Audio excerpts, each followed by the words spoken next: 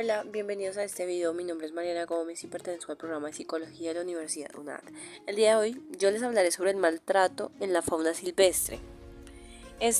Lo podemos evidenciar en el tráfico ilegal de especies endémicas. En lo corrido del año 2022, la Policía Nacional ha decomisado 1.630 aves, 3.284 reptiles, 1.086 mamíferos, para dar un total de 5.994 especies.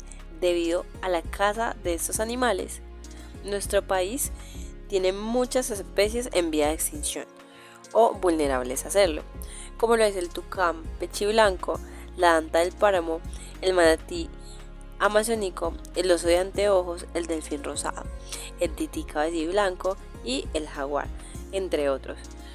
Y podemos decir que es maravilloso que las autoridades los decomisen, pero ¿qué pasa con un animal después de ser cazado y acostumbrado a estar en un ambiente diferente al natural?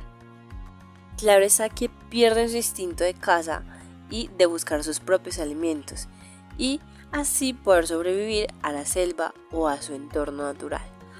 Después de ser decomisados por las autoridades, esto se divide en dos fases o procesos. Entre esos está la liberación, que es en la que se observa la rehabilitación que desarrolla el animal, así teniendo sus propias habilidades para desenvolverse en el medio natural. Si este animal puede hacerlo, entonces allí se va a dar una liberación. Pero ya tenemos el otro caso, que es la remisión. Cuando un animal durante la rehabilitación no desarrolla las aptitudes que requiere para sobrevivir por sí solo, se traslada a zoológicos, a zoocriaderos, a tenedores de fauna y a bioparques. Los lugares en nuestro país en los que más se evidencia el tráfico ilegal es en Urabá, la costa Caribe, la Amazonía y el Pacífico colombiano. Hace poco, en Córdoba capturaron 21 personas por tráfico ilegal de fauna silvestre.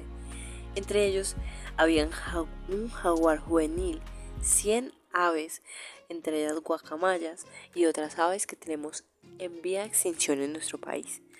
Todos estaban en terribles condiciones. Se capturaron los responsables, pero se liberaron porque, según, no son un peligro para la sociedad.